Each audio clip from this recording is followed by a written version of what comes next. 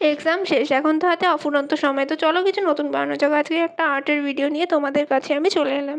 আজকে যেটা বানাবো তার জন্য কিচ্ছু লাগবে না, শুধু ড্রয়িং খাতার একটা পাতা ছিঁড়ে সেটাকে অর্ধেক করে কেটে নিয়ে তারপরে এইভাবে করে তার মধ্যে ডিজাইন করা শুরু করে দাও।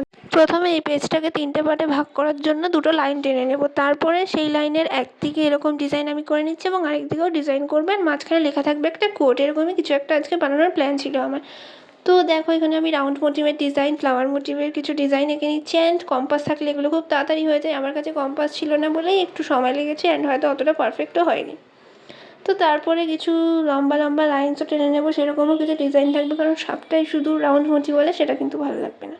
তো দেখো এখানে আমি এর জন্য স্কেল ইউজ করেছি, অ্যান্ড মোটামুটি এপাশেও আমি আবারও রাউন্ড মোটিভ কিছু ডিজাইন করে নিচ্ছি, অ্যান্ড তার মাঝখানে কিছু লম্বা লম্বা ডিজাইনও আমি করে নিচ্ছি। তো এবার আমি কালার প্যালেট নিয়ে চলে এসেছি এগুলোকে কালার করার জন্য। তো এখানে আমি বিভিন্ন ধরনের কালার, যেমন রেড, ইয়েলো, পার্পেল, গ্রিন, এই কালারগুলোকেই সবথেকে বেশি ইউজ করেছি। এছাড়া আর সেরকম কোনো কালার আমি ইউজ করিনি, কারণ এই কালারগুলো আমার ফেভারিট কালার। আমার মনে হচ্ছে এগুলো লিখলে ভালো লাগবে। কোডটা লিখতে ভুলে গেছিলাম, এখানে লিখে দিলাম।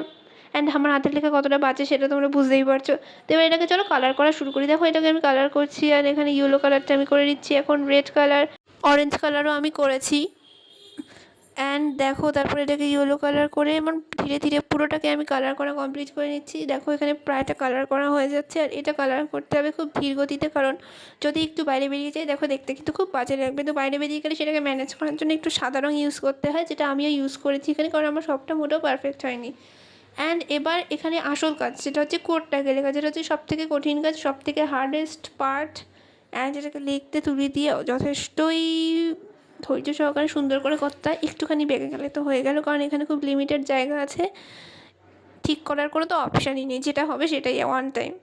তো দেখো আমি এটা লিখে নিয়েছি কেমন লাগছে, আর এটাকে এবার কালো বর্ডার করে দিতে হবে। ব্ল্যাক বর্ডার করে দিলে এটা আরও সুন্দর দেখতে লাগবে।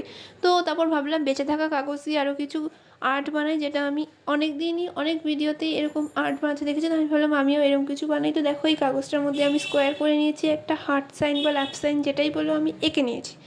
তো এবার এর মধ্যে আমি এরকম একটা করে নিয়েছি যেন এখানে কোনো গান চলছে বা কিছু, অ্যান্ড লাভ স্টোরি বলে লিখে দিয়েছি।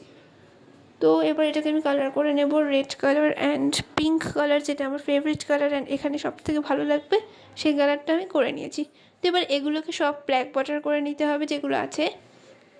তো আগে এগুলোর ব্ল্যাক বাটারটা করে নিই। তো দেখো ব্ল্যাক বাটার করার পর কতটা সুন্দর দেখতে লাগছে, কালারগুলো কতটা খুলেছে, একটু আগেই ম্যারম্যার লাগছিলো। তো এবার আমি যেটা বানিয়েছি এটা আমি দুটো বানিয়ে ফেলেছি, কারণ একটা আমার ভালো লাগছিল না, আমি আরও একটা বানিয়েছি। তো দুটোর মধ্যে কোনটা ভালো হয়েছে সেটা তোমরাই বলো কমেন্টে। অ্যান্ড ফাইনাল লুকটা দেখার পর তোমরা বলো এটা কেমন লাগছে। আজকের মতো এতটা।